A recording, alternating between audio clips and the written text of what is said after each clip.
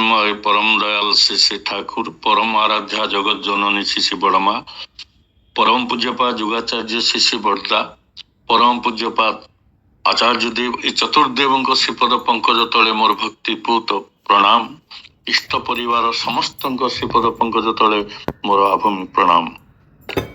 ଆଜି ଏ ଓଡ଼ିଶା ସତ୍ସଙ୍ଗର 1867ତମ ଦିବସର ପରିଚାଳକ ମୋ ସମ୍ମାନୀୟ ସୁଭାଷ ଭାଇ ତଥା ଯୋଡ଼ି ହୋଇଥିବା ଇଷ୍ଟବାର୍ତ୍ତା ଭାଇ ରୀତିକ ଦେବତା ମଣ୍ଡଳୀ ଓ ଧୈର୍ଯ୍ୟ ଯାଜକ କର୍ମୀ ମଣ୍ଡଳୀ, ସତ୍ସଙ୍ଗୀ ପ୍ରେମୀ ଗୁରୁ ଭ୍ରାତା ଭକ୍ତିମତୀ ମାତୃମଣ୍ଡଳୀ, ଛୋଟ ଛୋଟ ପିଲାମାନେ ସମସ୍ତଙ୍କୁ ଏହି ଅନଲାଇନ ସତ୍ସଙ୍ଗରେ ମୋର ପ୍ରୀତିପୂର୍ଣ୍ଣ ଜୟଗୁରୁ ଏବଂ ସମସ୍ତଙ୍କର ଶୁଭେଚ୍ଛା ଶାନ୍ତି ସ୍ୱସ୍ତି କାମନା କରି ପରମ ଦୟାଳଙ୍କର ପ୍ରାର୍ଥନା ନିବେଦନ ଜଣାଏ। ଆଜି ସୁନ୍ଦର ଭାବରେ ପ୍ରାତରୁ ଯାହା ଯାହା ସବୁ କାର୍ଯ୍ୟକ୍ରମ ସୁନ୍ଦର ଭାବରେ ହେଇଯାଇଛି। ଭଜନ କୀର୍ତ୍ତନ ଅତି ମନମୁଗ୍ଧକର, ତାକୁ ସୁନ୍ଦର ଭାବପୂର୍ଣ୍ଣ ଭଜନ ଯେଉଁମାନେ ଗାଉଥିଲେ କଣ୍ଠଶିଳ୍ପୀ ସମସ୍ତେ ନାମଜାଦା ଏବଂ ଭଲ ସବୁ ଗାୟକ ଗାୟିକା ମାନେ ମଧ୍ୟ ସମସ୍ତଙ୍କର ସାର୍ବିକ ସପରିବାର ସାର୍ବିକ ମଙ୍ଗଳ କାମନା କରି ପରମ ଦୟାଳଙ୍କର ଆତ୍ମଚରଣ ତଳେ ପ୍ରାର୍ଥନା ନିବେଦନ ଜଣାଏ। ଏକ ମଧୁର ପ୍ରାତଃ ସମୟ ଏବଂ ଖୁବ ଉପଭୋଗ୍ୟ ହେଇଛି ଏ ସତ୍ସଙ୍ଗ। ଏବଂ ଆଜି ଯୋଉ ବିଷୟବସ୍ତୁ ଲୀଳାମୟଙ୍କର ଶ୍ରୀକ୍ଷେତ୍ର ଲୀଳା, ଏଇଥିପାଇଁ ଆମେ ତ ଯେତେବେଳେ ଘରେ ଘରେ ବୁଲୁ ସେ ପୁରୀ କଥା, ଉତ୍କଳ ଆଗମନୀ, ଠାକୁରଙ୍କର ଉତ୍କଳ ଆଗମନୀ ଏ ବିଷୟରେ ସବୁ ଆଲୋଚନା କରୁ। ସେ ତ ଅଭ୍ୟାସରେ ପରିଣତ ହେଇଯାଇଛି।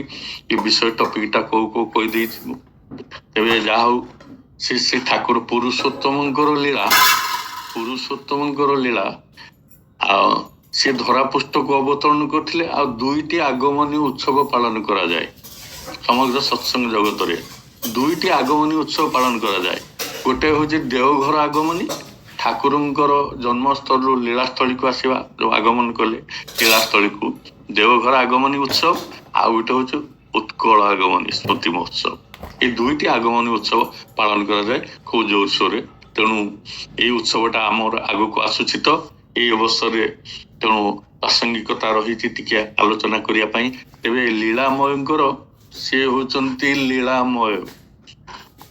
ଗାଉଥିଲେ ଭାଇ ଆଜି ଭଜନରେ ଯିଏ ସୁନ୍ଦର ଭାବରେ ଅନନ୍ତ ଅସୀମ ଲୀଳା, ତାଙ୍କର ଲୀଳା ଅନନ୍ତ, ତାଙ୍କ ଲୀଳା ଅସୀମ। ଏବାର କରିବି ଲୀଳା ଅତି ଚମତ୍କାର, আমি তার নাই বুঝি তুমি কি ଭାବର। କହିଲେ ଏଥର ଯୋଉ ଲୀଳା କରିବେ ସେ ଅତି ଚମତ୍କାର ଲୀଳା କରିବେ।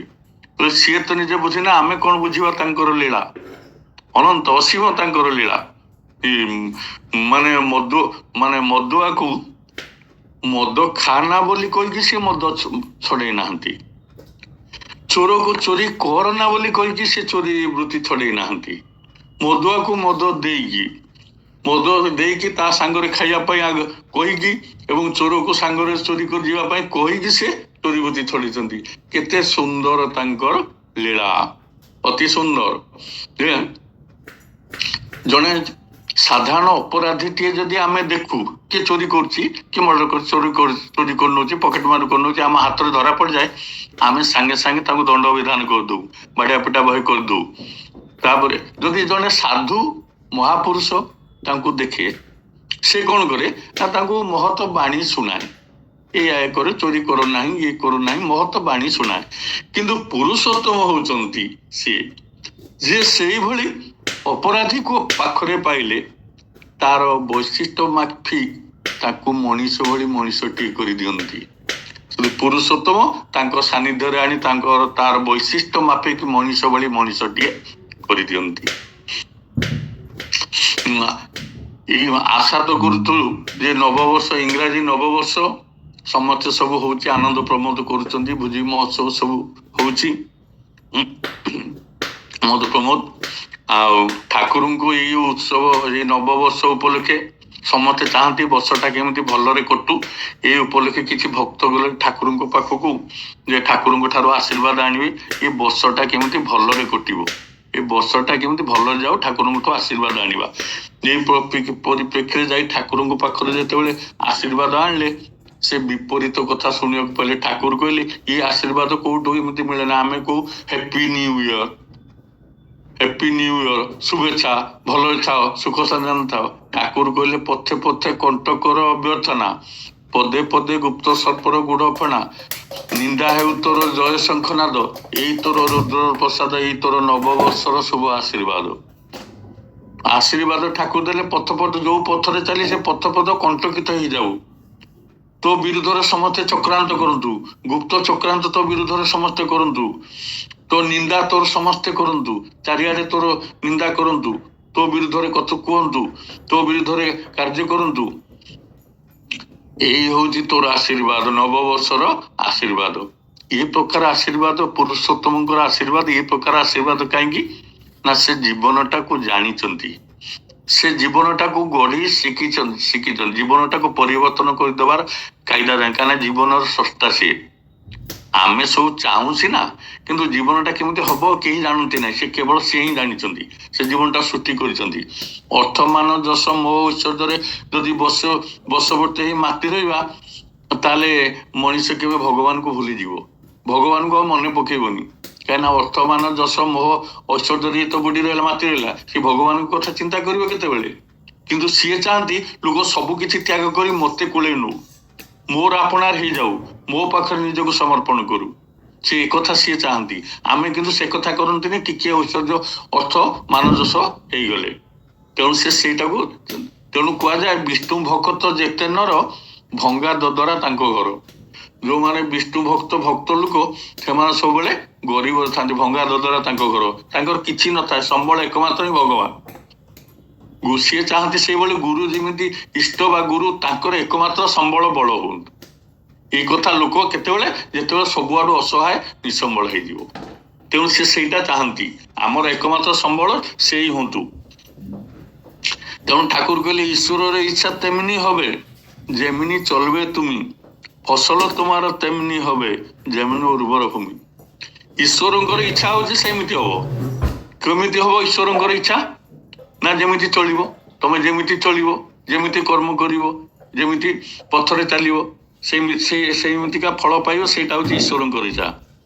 ଫସଲ তোমার তেমনি হবে যেমনি উর্বর, ମାଟିଟା ଯେମିତି ହବ ଫସଲ ସେମିତି ହବ, ଯେମିତି ମାଟିକୁ ସେମିତି ଫସଲ, ସେଇଭଳି ଯେମିତି କର୍ମକୁ ସେମିତି ଫଳଟା ହବ। ତେବେ ଇଏ ହଉଛି ସିଏ କିନ୍ତୁ ମଣିଷକୁ ପରିବର୍ତ୍ତନ କରିଦିଅନ୍ତି। କି ଏକ ପାପି ତାପି ମଣିଷକୁ କହିଲେ ଏ ପାପି ତାପି ମଣିଷକୁ ଦେବ ମଣିଷରେ ପରିଣତ କରିଦିଅନ୍ତି। ସେ ଧରାବତରଣ କରିଛନ୍ତି ସେଇଥିପାଇଁ ଆମମାନଙ୍କୁ ସବୁ ଦେବତୁଲ୍ୟ ମଣିଷରେ ପରିଣତ କରିଦେବା, ପ୍ରତି ଘରକୁ ମନ୍ଦିରରେ ପରିଣତ କରିବା। କାରଣ ସେ ଜାଣିଛନ୍ତି ଯେ ଅସୁବିଧାଟା କୋଉଠି ରହିଛି, କୋଉଠି ଅସୁବିଧାଟା ରହିଛି। ତେଣୁ ୟାକୁ ପରିବର୍ତ୍ତନ ନ କଲେ ପାରିବାରିକ ଜୀବନ, ମଣିଷର ପାରିବାରିକ ଜୀବନ, ଘର, ନିଜର ଆଚରଣ, ୟାକୁ ପରିବର୍ତ୍ତନ ନ କଲେ ମଣିଷର ପରିବର୍ତ୍ତନ ହବ ନାହିଁ। ତାକୁ ସେ ପରିବର୍ତ୍ତନ କରି ସମସ୍ତଙ୍କୁ ଦେବତୁଲ୍ୟ ମଣିଷରେ ପରିଣତ କରିଦେବେ। ସେ କରିପାରିବେ, ସେ ସୃଷ୍ଟିକର୍ତ୍ତା, ସେ ସବୁ କିଛି କରିପାରିବେ। ଆଜ୍ଞା, ସେଥିପାଇଁ ଏ କରୁ କରୁ ଯୋଉମାନେ କିଛି ଛାଡିକି ପଳେଇ ଯାଇଛନ୍ତି ସେଇମାନଙ୍କ ପାଇଁ ଆଜି ଡିପି ୱାଶ ଚାଲିଛି କରିକି ଛାଡେ। କାରଣ ଆପଣ ଯୋଉ ଦେଖିବେ ଏଇ ଯୋଉ ସୁନା ଖଣିରୁ ଯେତେବେଳେ ବାହାରୁଛି, ସୁନାଟା ଖଣିରୁ ଯେତେବେଳେ ବାହାରୁଛି, ସେତେବେଳେ ରୋଡ ଉପରେ ପଡିଲେ ବି ତାକୁ କେହି ଗୋଟେଇକି ନେବେନି। କିନ୍ତୁ ତାକୁ ଆସି ତାକୁ ସଫା କରି ତା ଦେହରୁ ଯେତେବେଳେ ସୁନାଟା ବାହାରୁଛି, ସେତେବେଳେ ସେ ମୂଲ୍ୟବାନ ହେଇଯାଉଛି, ସେତେବେଳେ ଯାଇକି ସେ ମୂଲ୍ୟବାନ ହେଇଯାଉଛି। ଆପଣ ମା ମାନେ ସବୁ ଘିଅ ମାରନ୍ତି କ୍ଷୀରରୁ, ଜାଣିଛନ୍ତି? ଘିଅଟାକୁ ଶୁଙ୍ଘିଲେ କେମିତିକା ବାସନା ହୁଏ, ସେଟା କ୍ଷୀରରୁ ବାହାରେ, ଘିଅଟା କ୍ଷୀରରୁ ଆସେ, ଘିଅଟା କେମିତି ବାସନା ହୁଏ, କିନ୍ତୁ କ୍ଷୀରଟାକୁ ଶୁଙ୍ଘିଲେ ସେମିତି ବାସନା ହୁଏନି। କେମିତି ନା ତାକୁ ଉପଯୁକ୍ତ ଭାବରେ ବାପି ପୋଡ଼ି ରଖି ତା ଦେହରୁ ଘିଅ ବାହାର କରନ୍ତି। ଆପଣ ନିହାତି କଳଙ୍କି ଲଗା ଲୁହାଟିଏ, ନିହାତି କଳଙ୍କି ଲଗା ଲୁହାଟିଏ ଯେତେବେଳେ କମାର ସ୍ଥଳକୁ ଯାଏ, କମାର କଣ କରେ, ତାକୁ ନିଆଁରେ ପକେଇ ଦିଏ। ନିଆଁରେ ପକେଇ ଦେଇ ସାରିଲା ପରେ ନିଆଁରେ ସେ ପୋଡ଼ି ଲାଲ ହେଇଯାଏ, ପୁରା ଲାଲ ହେଇଯାଏ ପରେ ତାପରେ ମାଡ଼ ଦିଏ, ପିଟେ। ଯେତେ ମାଡ଼ ଜୋର ହୁଏ, ଯେତେ ମାଡ଼ ଖାଏ ଲୁହାଟା, ସେତେ ଉଜ୍ଜଳ ଆଉ ଚିକ୍କଣ ହେଇଯାଏ। ସେ କଳଙ୍କି ଲଗା ଲୁହାଟାରେ ସବୁ କଳଙ୍କି ଛାଡିକି ଉଜ୍ଜଳ ଆଉ ଚିକ୍କଣ ହେଇଯାଏ।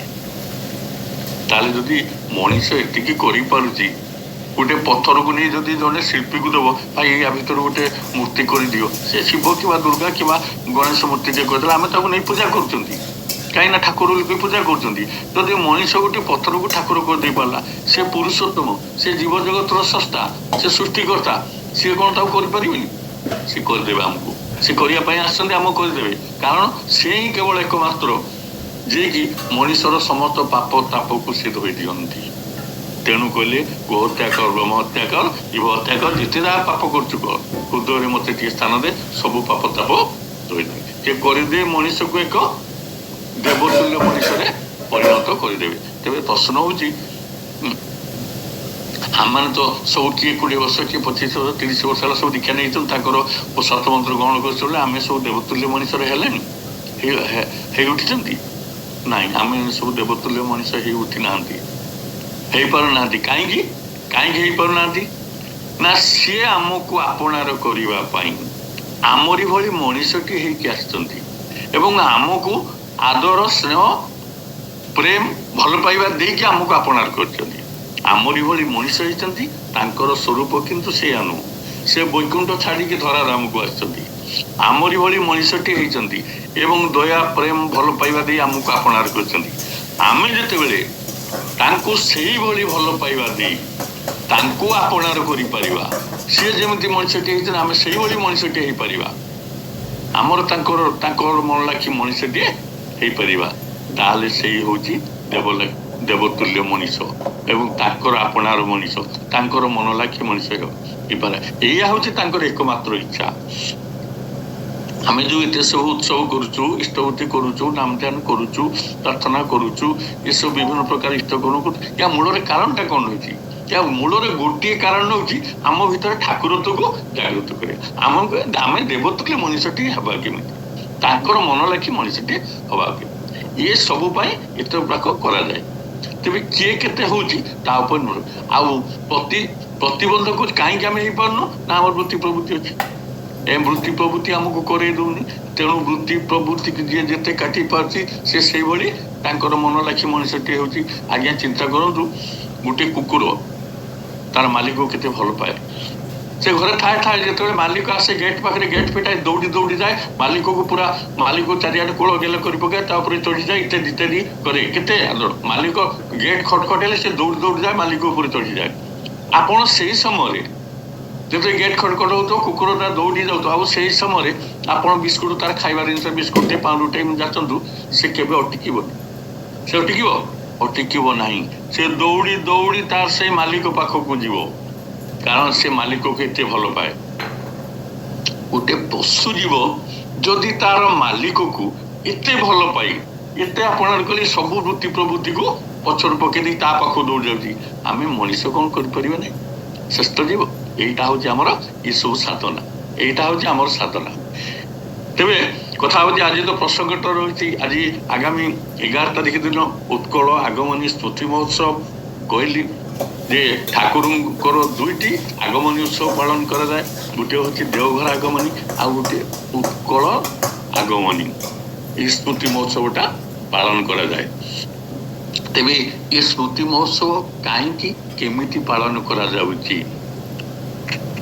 कार भक्ति रे कार भक्ति भाव रे पुरुषोत्तम उत्कल भूमि को आसीथिले किए सही भक्तिमती से थिले सुभाष बोसଙ୍କର पिता जानकीनाथ बोस माता प्रभावती देवी से माने 1922 मसीहार पूजा अवकाश पर जाइथिले हिमायतपुर आश्रम जाइथिले 1922 मसीहा पूजा अवकाश पर से ठाकुर को दर्शन करने दर्शन कर ठाकुर टी शारीरिक असुस्थता थिला ठाकुर को टी शारीरिक असुस्थता थिला तेणु ये बोस दंपति चाहिए जानकीनाथ बोस एवं प्रभावती देवी बोस दंपति बोली कहते को यांकर नाम सोनाक्षर लिपिबद्ध हे कारण परम पुरुष को ओडिशा को से आनी पार्टी से अनुभव कले जदि ठाकुर ओडिशा जाती एवं पुरी रे किछि दिन पाई रहंती ताले तांकर शरीरटा सुस्थ हो उठिबो तेणु ये मन कथाटा जणिया पाई से चिंता कले माता प्रभावती देवी चिंता कले जे जदि माँ को ମାତା ମନମୋହନ ଦେବୀଙ୍କୁ ଏ କଥା ଅନୁରୋଧ କରାଯାଏ ତାହେଲେ ହୁଏତ ଠାକୁର ଯାଇପାରନ୍ତି, କାହିଁକିନା ଠାକୁର ମାଙ୍କ କଥାଟାକୁ ଭାଙ୍ଗି ପାରନ୍ତି ନାହିଁ। ତେଣୁ ପ୍ରଭାବତୀ ଯାଇ ମାତା ମନମୋହନ ଦେବୀଙ୍କୁ ଏ କଥା ଜଣେଇଲେ ଯେ ଠାକୁର ଯଦି ଓଡ଼ିଶା ଯାଆନ୍ତେ, ଆମ ପୁରୀରେ କିଛି ଦିନ ହୁଅନ୍ତେ, ହୁଏତ ତାଙ୍କ ଶରୀରଟା ସୁସ୍ଥ ହେଇ ଉଠନ୍ତା। ତେଣୁ ଠାକୁର ଓଡ଼ିଶା ଯିବା ପାଇଁ ସେ ନିବେଦନ କଲେ, ଅନୁରୋଧ କଲେ। ମାତା ମନମୋହନ ଦେବୀ ମଧ୍ୟ ଠାକୁରଙ୍କୁ ଏ କଥା ଯେତେବେଳେ ଜଣେଇଲେ, ଠାକୁର କିନ୍ତୁ ଇଚ୍ଛା ପ୍ରକାଶ କଲା। ଠାକୁର କିନ୍ତୁ ଏ ବାବଦରେ ଟିକେ କହିଲେ ଯେ ମୁଁ ଯଦି ଯାଏ ଓଡ଼ିଶା ତାହେଲେ ବୋଷ ଦମ୍ପତି ଅନେକ ଅସୁବିଧାର ସମ୍ମୁଖୀନ ହେବେ, କାରଣ ମୋ ସାଙ୍ଗରେ ବହୁ ଭକ୍ତ ଯିବେ, ବିଭିନ୍ନ ଆଡ଼ୁ ବିଭିନ୍ନ ଲୋକମାନେ ଯିବେ, ବହୁ ଦର୍ଶନାର୍ଥୀ ଯିବେ ଏବଂ ବହୁ ଲୋକ ସମାଗମ ହେବ। ସେଥିପାଇଁ ବୋଷ ଦମ୍ପତିଙ୍କର ଆର୍ଥିକ ଏବଂ ରହଣି ସବୁ ପ୍ରକାର ଅସୁବିଧାରେ ସମ୍ମୁଖୀନ ହେବେ। ଏଥିରେ ଖୁସି ହେଇ ଜାନକୀନାଥ ବୋଷ ମାତା ପ୍ରଭାବତୀ ଦେବୀ, ଜାନକୀ ଦାସ ବୋଷଙ୍କ ସ୍ତ୍ରୀ ମାତା ପ୍ରଭାବତୀ ଦେବୀ, ସୁଭାଷ ବୋଷଙ୍କର ମା ଅତ୍ୟନ୍ତ ଖୁସି ହେଇଗଲେ। କହିଲେ ଠାକୁର ଏ ଭକ୍ତମାନଙ୍କର ସେବା କରିବା ପାଇଁ ଆମର ଯଦି ଅର୍ଥ ବ୍ୟୟ ହୁଏ, ତାଠୁ ଅର୍ଥ ବ୍ୟୟ କରିବାର ସାର୍ଥକ ବାଟ ଆଉ କୋଉଠି? ଭକ୍ତମାନଙ୍କ ପାଇଁ ଅର୍ଥ ବ୍ୟୟ କରିବା ଠାରୁ ଅଧିକ ସାର୍ଥକ ଆଉ କୋଉଠି ରହିଲା ଅର୍ଥ ବ୍ୟୟ କରିବାର? ତେଣୁ ଆପଣ ଗଲେ ଆମେ ଧନ୍ୟ ହଉ। ଠାକୁର ସମ୍ମତି ପ୍ରକାଶ କଲେ ଏବଂ ଖୁସି ହେଲେ। ବୋଷ ଦମ୍ପତି ଫେରି ଆସିଲେ ଏବଂ ଠାକୁରଙ୍କର 1922 ମସିହା ଡିସେମ୍ବର 31 ତାରିଖରେ ରବିବାର ଦିନ ଓଡ଼ିଶା ଆସିବାର ପ୍ରୋଗ୍ରାମ ଫିକ୍ସ କରାଗଲା ଏବଂ ସେ କଥା ଜଣେଇ ଦିଆଗଲା। ଏଥିପାଇଁ ବୋଷ ଦମ୍ପତି ପ୍ରବଳ ଭାବରେ ଚେଷ୍ଟା ବନ୍ଦୋବସ୍ତ କରିବାରେ ଲାଗିଲେ, କାରଣ ଜାନକୀନାଥ ବୋଷ ଥିଲେ ସରକାରୀ ଓକିଲ। ତେଣୁ ସେ କଟକର ଓଡ଼ିଆ ବଜାରରେ ତାଙ୍କ ନିଜସ୍ୱ ଘରେ ରହୁଥିଲେ ଏବଂ ତାଙ୍କର ପୈତୃକ ଘର ଥିଲା ପୁରୀର ହରନାଥ ଲଜରେ। ଏବଂ ସେ ହରନାଥ ଲଜ ସହିତ ଆଉ ଦୁଇଟି ଘର ବଡ଼ ବଡ଼ ଘର ସେ ପ୍ରସ୍ତୁତ ଏବଂ ଭଡ଼ାରେ ରଖିଲେ ଏବଂ ପ୍ରସ୍ତୁତ ମଧ୍ୟ ହେଲେ, ପ୍ରସ୍ତୁତ କଲେ ତାକୁ। ଠାକୁର ଆସିବେ ଏବଂ ଏଇଠି ରହିବେ। ତେଣୁ ଠାକୁର 1922 ମସିହା ଡିସେମ୍ବର 31 ତାରିଖ ରବିବାର ଦିନ ବାହାରିଲେ। 1923 ମସିହା ଜାନୁଆରୀ 2 ତାରିଖ ମଙ୍ଗଳବାର ଦିନ ଶ୍ରୀକ୍ଷେତ୍ରରେ ପହଞ୍ଚିଲେ।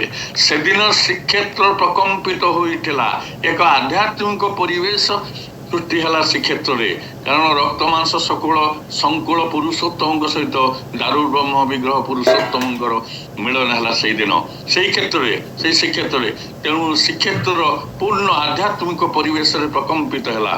ଠାକୁର ଯେତେବେଳେ ଆସିଲେ, ଠାକୁରଙ୍କ ସହିତ 250 ଭକ୍ତ ଆସିଥିଲେ ଏବଂ ପ୍ରଥମ ଗ୍ରୁପରେ ଆସିଥିଲେ ସୁଶୀଲ ବସୁ, ବଡ଼ମା ଆଉ ଠାକୁରଙ୍କ ପରିବାରର ଅନ୍ୟାନ୍ୟ ଲୋକ କିଛି ଆସିଥିଲେ। ଏବଂ ତାପରେ ଠାକୁର ଯେତେବେଳେ ଆସିଲେ, ତାଙ୍କ ସହିତ ଆସିଲେ ମାତା ମନମୋହନ ଦେବୀ, ଅନନ୍ତ ମହାରାଜ, ନଫର ଘୋଷ ଏବଂ ଆଉ କିଛି ଭକ୍ତ ମଧ୍ୟ ତାଙ୍କ ସହିତ ଆସିଲେ ଏବଂ ସେଠି ରହିବାର ହରନାଥ ଲଜରେ ଠାକୁର ରହିଲେ ଏବଂ ଠାକୁର ପରିବାର ଲୋକ ରହିଲେ, ଅନନ୍ତ ମହାରାଜ ରହିଲେ, ନଫର ଘୋଷ ରହିଲେ ଏବଂ ଆଉ ଗୋଟିଏ ଜାଗାରେ କୀର୍ତ୍ତନ ଦଳ ପାଇଁ ସବୁ ପ୍ରକାର ବନ୍ଦୋବସ୍ତ କରାହେଲା, ସେମାନେ ରହିଲେ। ଆଉ ଅନ୍ୟାନ୍ୟ ଭକ୍ତମାନଙ୍କ ପାଇଁ ଆଉ ଗୋଟିଏ ବଡ଼ ହଲ୍, ଏଇଭଳି 3ଟି ବଡ଼ ହଲ୍ ରଖାଯାଇଥିଲା।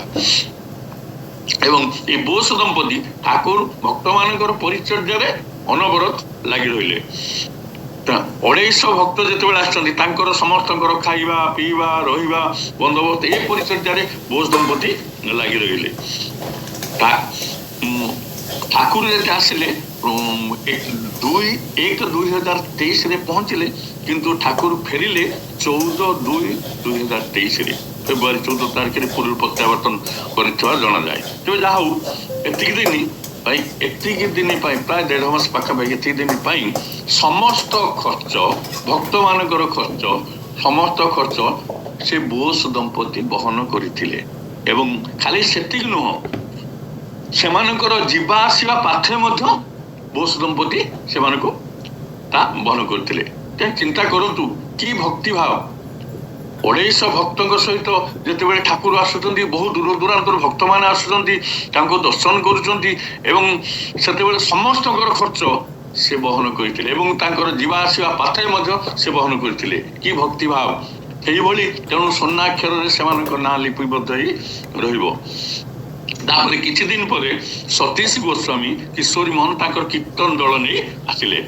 ଶୁଣାଯାଏ ଏଇ ଜଣା ପଡିଲେ ଲିଖିତ ଅଛି ଯେ ଏଇ କୀର୍ତ୍ତନ ଦଳ ଆସିଲା ବେଳେ ଅନ୍ୟମାନଙ୍କୁ ଗାଡିରେ ପଠେଇ ସତୀଶ ଗୋସ୍ୱାମୀ କିଶୋରୀ ମୋହନ ଆଉ କିଛି କୀର୍ତ୍ତନିଆ ଦଳ ଜଗତପୁର ଠାରେ ଓହ୍ଲେଇକି କୀର୍ତ୍ତନ କରି କରି କରି କରି ପୁରୀକୁ ଆସିଲେ। ଚିନ୍ତା କରନ୍ତୁ, ସମଗ୍ର କଟକ ପୁରୀ ଆଧ୍ୟାତ୍ମିକ ପରିବେଶ ସୃଷ୍ଟି ହେଇଗଲା। କୀର୍ତ୍ତନ କରି କରି ପୁରୀ ଆସିଲେ ଏବଂ ବହୁ ଦୂରର ଭକ୍ତ ମାନେ ସାଙ୍ଗରେ ବହୁତ ସାଥିରେ ବାଟରେ ମଧ୍ୟ ବହୁ ଭକ୍ତ ମଧ୍ୟ ତାଙ୍କ ସହିତ ଯୋଡି ହେଇଥିଲେ। ବହୁ ଭକ୍ତ ବହୁ କୀର୍ତ୍ତନିଆ ମଧ୍ୟ ଯୋଡି ହେଲେ। ତେଣୁ ସେ ଆସି କୀର୍ତ୍ତନ ଦଳ ପୁରୀରେ ପହଞ୍ଚିଲେ, ସମସ୍ତେ ରହିଲେ। ପ୍ରତିଦିନ ସକାଳେ ଭକ୍ତମାନେ କଣ କରନ୍ତି, ତାଙ୍କର ପ୍ରାତଃ ଇତ୍ୟାଦି ଏସବୁ ସମାପ୍ତ କରନ୍ତି, ତାଙ୍କର ସକାଳ ନିତ୍ୟ ନୈମିତ କର୍ମ ଏସବୁ ସାରନ୍ତି। ସାରିଲା ପରେ ସେମାନେ ବିଭିନ୍ନ କୀର୍ତ୍ତନ କରିବାକୁ ବାହାରନ୍ତି ଏବଂ ପ୍ରତି କୀର୍ତ୍ତନ ତିନୋଟି ଖଣ୍ଡେ ଗ୍ରୁପ ହୋଇ କୀର୍ତ୍ତନ କରନ୍ତି। ଯେତେବେଳେ କୀର୍ତ୍ତନ କରିବାକୁ ବାହାରନ୍ତି ସେତେବେଳେ ଯତୀନ୍ଦ୍ରାଙ୍କୁ ଡାକନ୍ତି। ଠାକୁର ଗୋଟେ ବେଞ୍ଚ ଉପରେ ବସିଥାନ୍ତି, ଡାକନ୍ତି ଯେ ଆଜି କୋଉ ଗୀତଟା ଗାଇବ ମୋ ଆଗରେ ଗାଅ। ଠାକୁରଙ୍କ ଆଗରେ ଯୋଉ କୀର୍ତ୍ତନ ସବୁ ଗାଇବେ ଆଗ ଠାକୁରଙ୍କ ଆଗରେ ସେଇ କୀର୍ତ୍ତନ ଗୁଡା ସବୁ କରାଯାଏ। ସେ କୀର୍ତ୍ତନ ଠାକୁର ସବୁ ଶୁଣନ୍ତି ଆଗରୁ। ତେଣୁ ସେ ଠାକୁର ସବୁ ଶୁଣି ସାରିଲା ପରେ ଠାକୁର ସେଠି ଖୁସି ହୁଅନ୍ତି। ସାରିଲା ପରେ କୁହନ୍ତି ସେଇ କୀର୍ତ୍ତନ ସବୁ ଯାଇକି ଭାଗ ହେଇକି ତିନି ଭାଗ ହେଇକି କୀର୍ତ୍ତନ ଚାରିଆଡେ ପୁରା ସହର ଯାକ ପ୍ରକମ୍ପିତ ହୋଇ ଉଠେ କୀର୍ତ୍ତନରେ। କାରଣ ଏଇ କୀର୍ତ୍ତନ ପାଇଁ ଠାକୁର ରଖିଥିଲେ 12ଟା ଖୋଳ। କାରଣ 12ଟା ଖୋଳ, ତାପରେ ଘଣ୍ଟା 12ଟା ଘଣ୍ଟା ରଖିଥିଲେ, 12ଟା ଖୋଳ ରଖିଥିଲେ, 12ଟା ଶଙ୍ଖ ରଖିଥିଲେ, ଏସବୁ ରଖିଥିଲେ। କାରଣ ପୁରୀରେ 1200 ମଠ ସବୁ ଅଛି। ମଠ ସବୁ 1200 ମଠ ଅଛି। ସେଇ 1200 ମଠରେ ବୁଲିବେ, ସବୁ ବୁଲି କୀର୍ତ୍ତନ କରିବା ପାଇଁ ଏସବୁ ଠାକୁର ଆରେଞ୍ଜମେଣ୍ଟ କରିଦେଇଥିଲେ।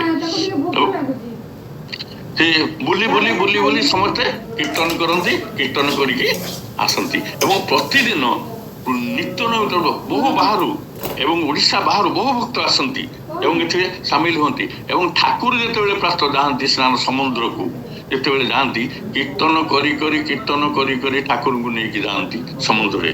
ଠାକୁର ସମୁଦ୍ର ସ୍ନାନ କରନ୍ତି ଏବଂ କୀର୍ତ୍ତନ କରି ଆସନ୍ତି।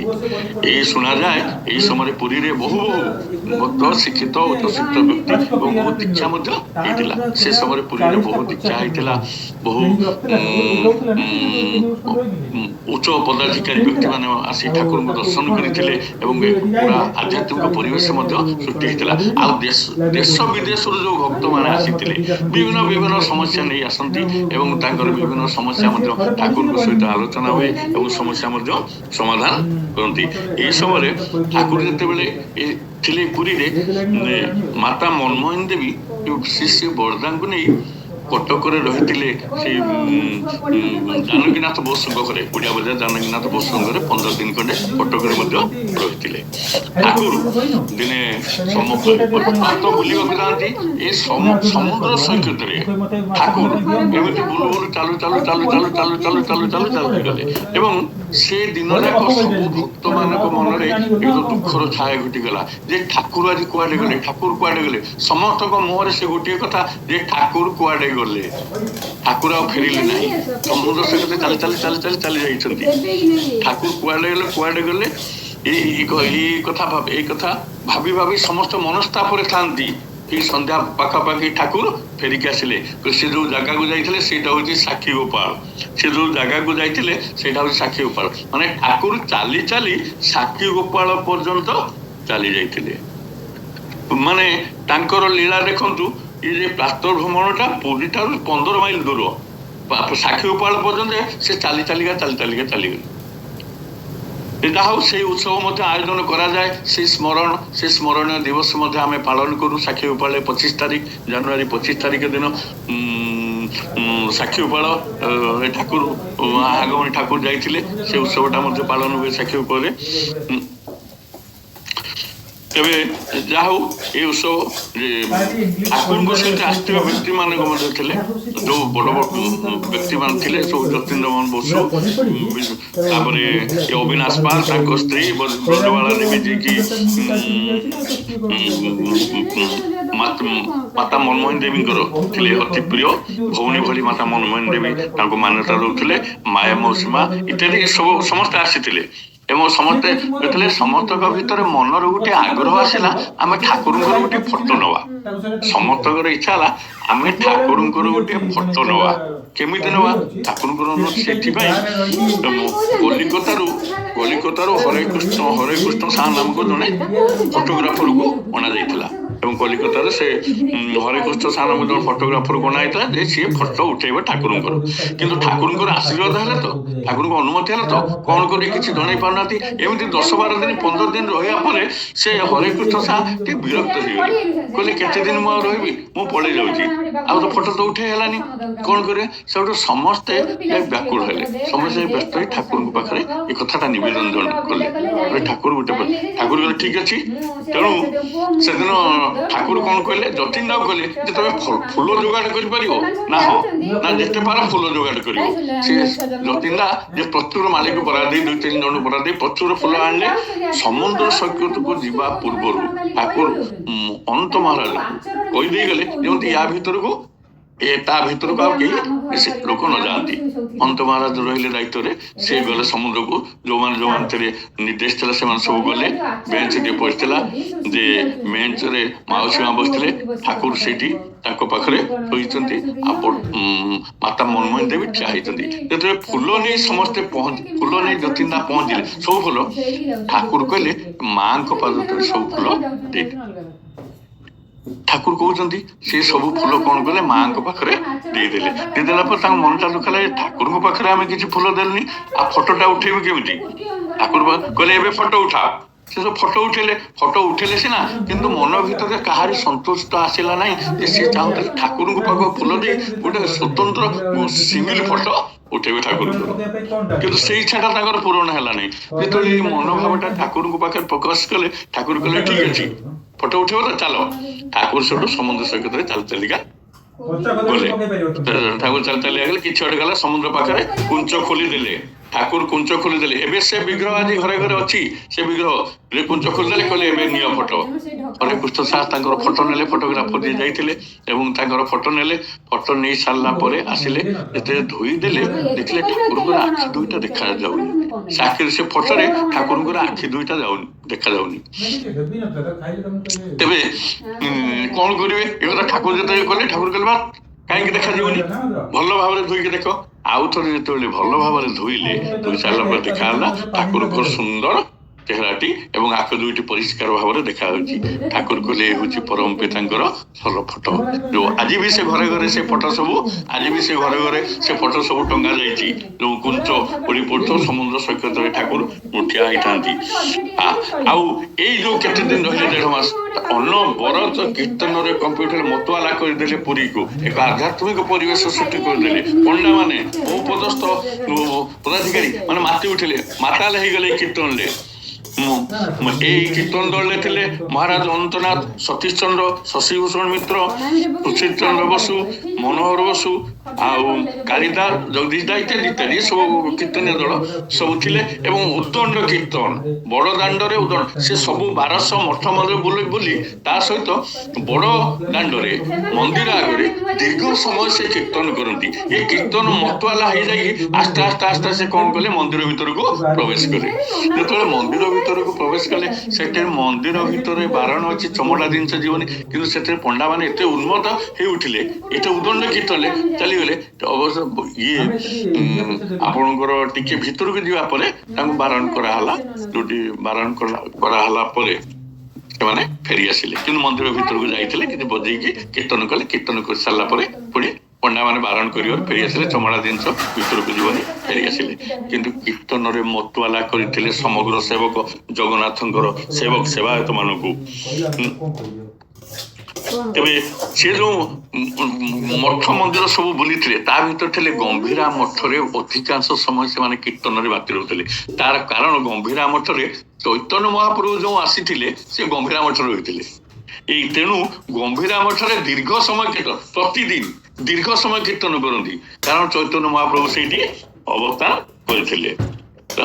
ଆଉ ଏଇ କୀର୍ତ୍ତନର ମତବାଲା ପୁରୀ ସହର ନୁହଁ ଓଡ଼ିଶାର ଅବହାୱା ଓଡ଼ିଶା କଟକ ସେମାନେ ବିଭିନ୍ନ ଦୂର ଦୂରାନ୍ତର ସ୍ଥାନକୁ ମଧ୍ୟ ଚାଲି ଯାଆନ୍ତି କୀର୍ତ୍ତନ କରି କରି ଦୂର ଦୂରାନ୍ତ ସ୍ଥାନକୁ ମଧ୍ୟ କୀର୍ତ୍ତନ କରି କରି ଚାଲି ଯାଆନ୍ତି ଏବଂ କୀର୍ତ୍ତନ କରି କରି ଆସେ। ସେ ପୁରା ପୁରୀ ସମଗ୍ର ପୁରୀ ଚତୁଃପାର୍ଶ୍ୱକୁ ମଧ୍ୟ ଆଧ୍ୟାତ୍ମିକ ପରିବେଶ ବହୁ ଦୀକ୍ଷା ସେତେବେଳେ ହେଇଥିଲା।